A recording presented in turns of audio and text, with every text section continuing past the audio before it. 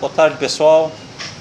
Só para fazermos aí um registro, né, da nossa discussão sobre a questão das fake news e as providências que nós vamos ter que levar avante aí enquanto cidadãos, enquanto partido, né?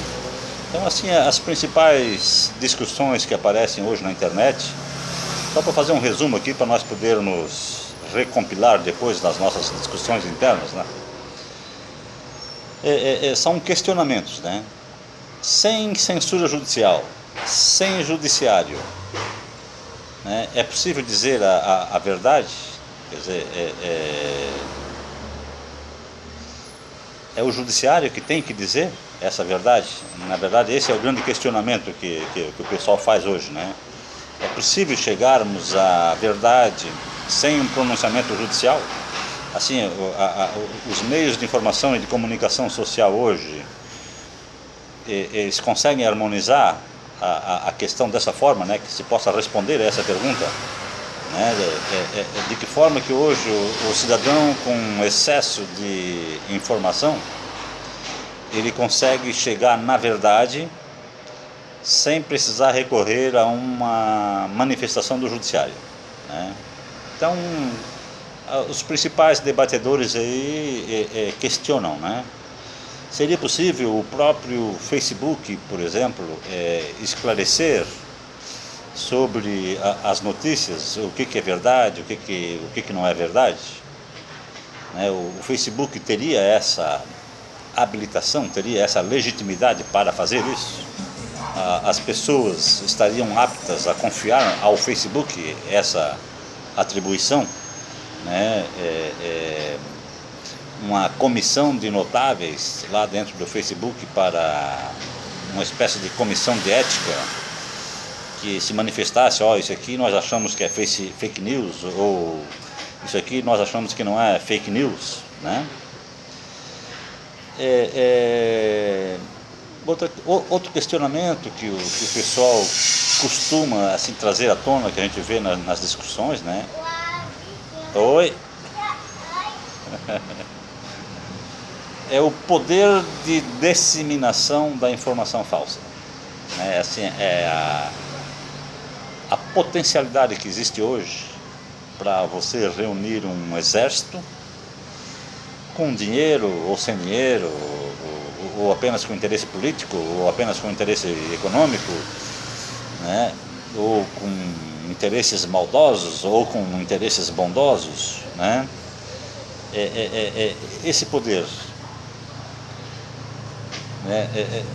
De que forma que a gente pode assim analisar o contexto desse poder e a amplidão desse poder, né? O poder de disseminação da informação falsa. Acho que isso aí nós temos que ter bem claro para nós, né? As dimensões desse poder. Outra questão é o ecossistema de desinformação, né? Temos que ter assim um pessoal,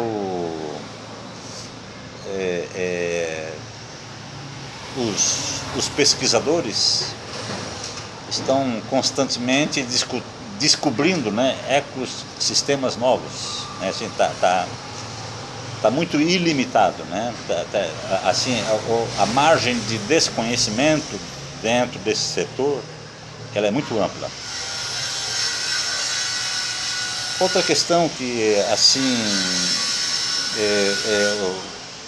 o nosso trabalho vai ter que levar em consideração é a questão do excesso de criminalização na política.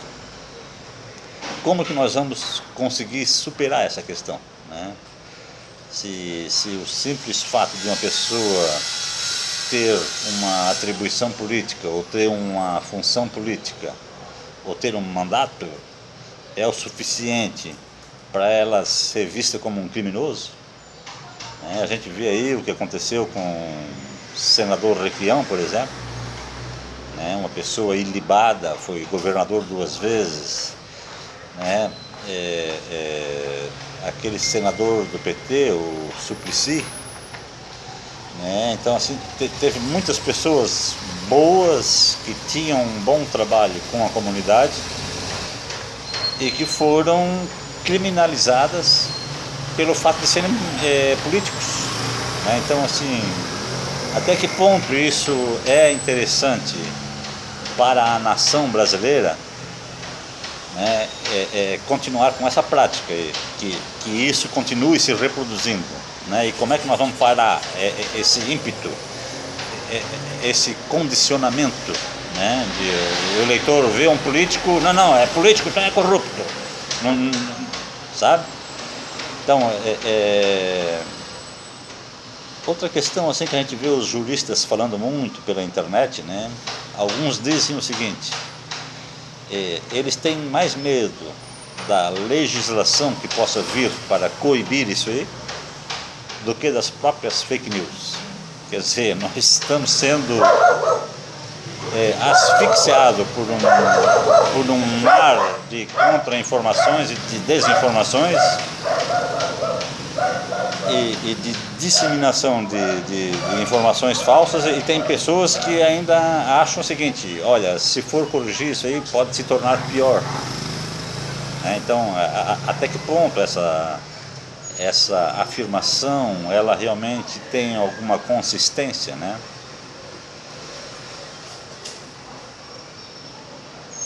Liberdade e informação do eleitor, né? De que forma que a gente consegue equilibrar isso aí, né?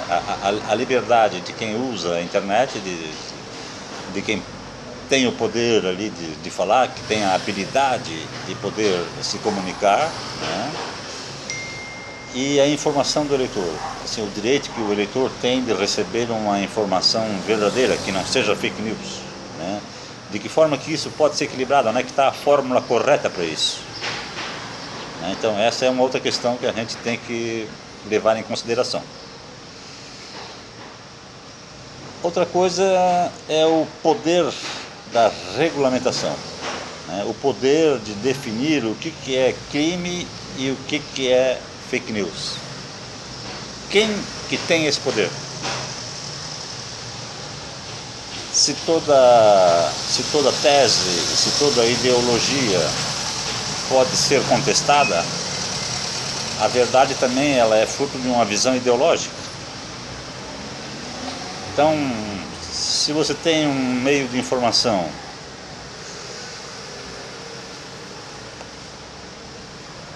que fala a verdade de acordo com o seu próprio ponto de vista, mas num outro ponto de vista pode ser considerado uma fake news, né?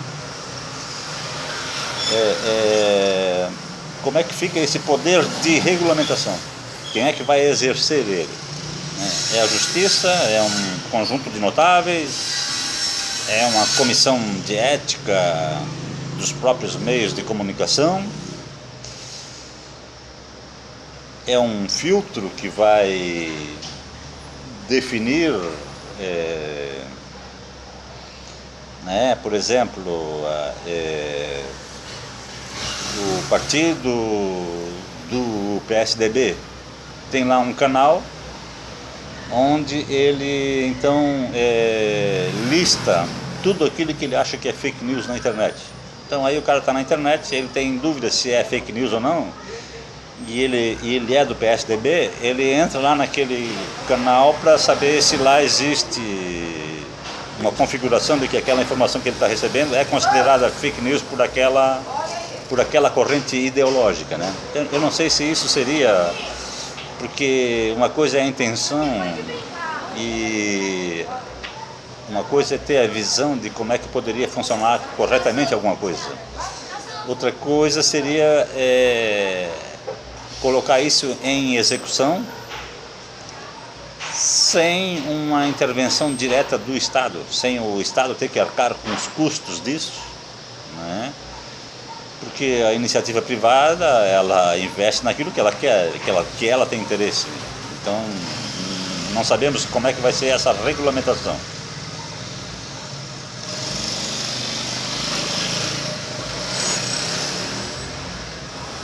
Outra questão que deixa as pessoas muito preocupadas é a presença do judiciário, né?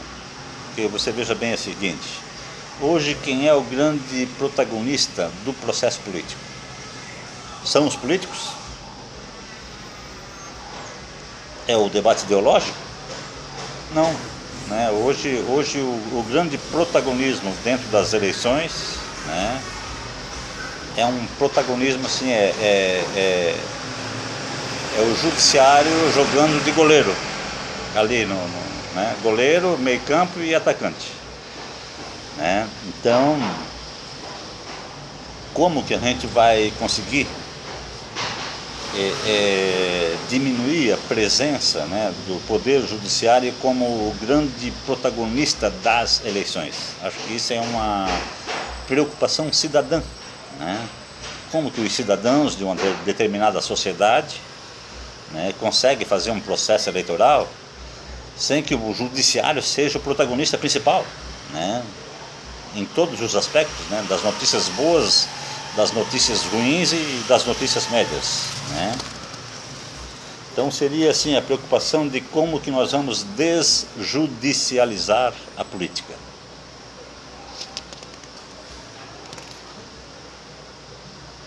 Uma outra questão que o pessoal assim, leva em consideração é que a evolução do sistema tecnológico, né, ela saiu do campo emocional e foi para o campo territorial, né? E no campo territorial, o que acontece, né? Assim, antigamente o pessoal perguntava assim: alô, alô, como é que você está? Ah, eu estou bem, tal, né? Hoje em dia, quando as pessoas se comunicam, né, via telefone ou qualquer outra via de comunicação, as pessoas perguntam: alô, alô, onde que você está? Né? Então, assim, a troca do campo emocional pelo campo territorial, e isso também demonstra uma correlação de ligação, né, com uma tendência que a teoria da conspiração compreende como os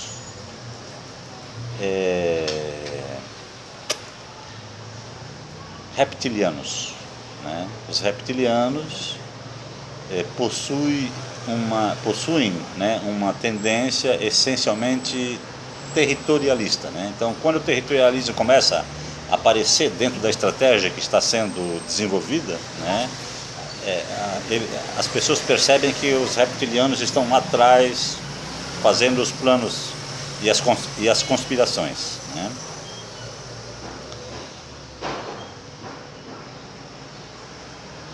Então ficaria a dúvida, né? O provedor retira a postagem após a notificação, mas pela quantidade de postagens, isso se torna um processo praticamente impossível, né? Assim, essa eleição aí, por exemplo, foi um exemplo claro, né?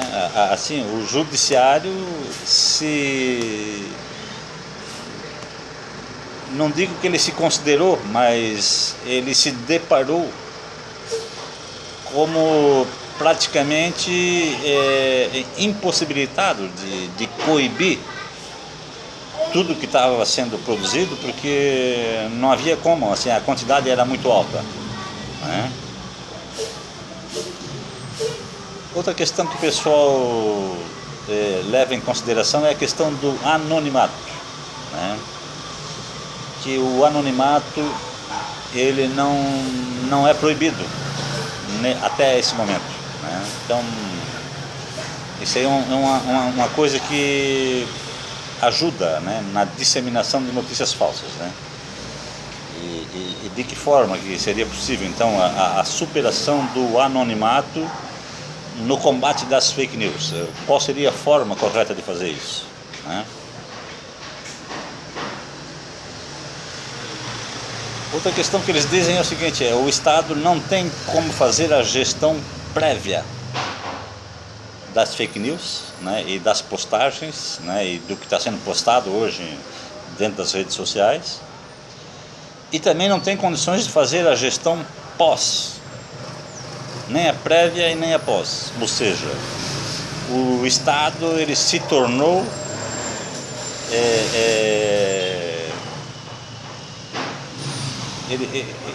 ele tornou-se ineficiente, incompleto nessa forma para atingir esse objetivo.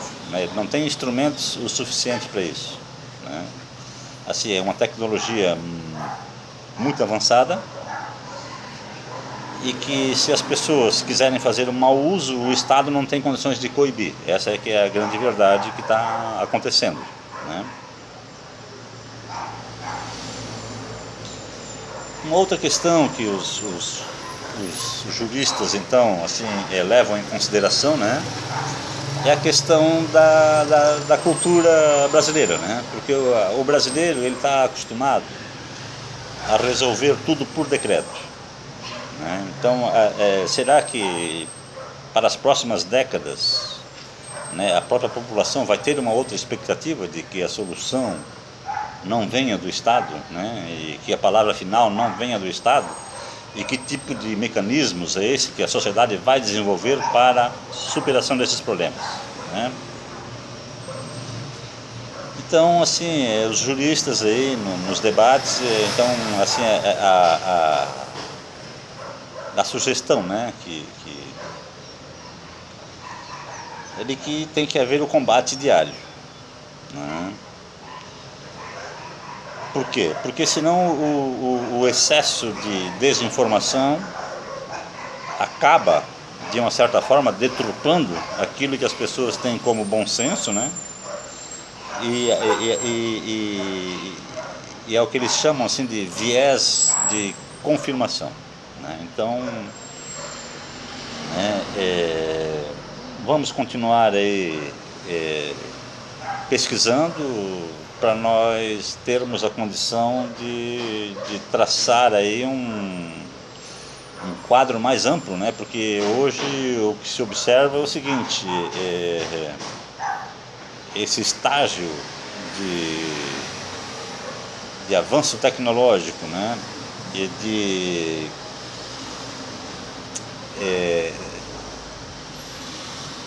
ataque ao centro emocional das pessoas, né, pegou todo mundo de surpresa. É uma tecnologia excessivamente nova e ninguém sabe como é que vamos conseguir superar tudo isso. Por enquanto, um abraço, pessoal. Obrigado pela atenção.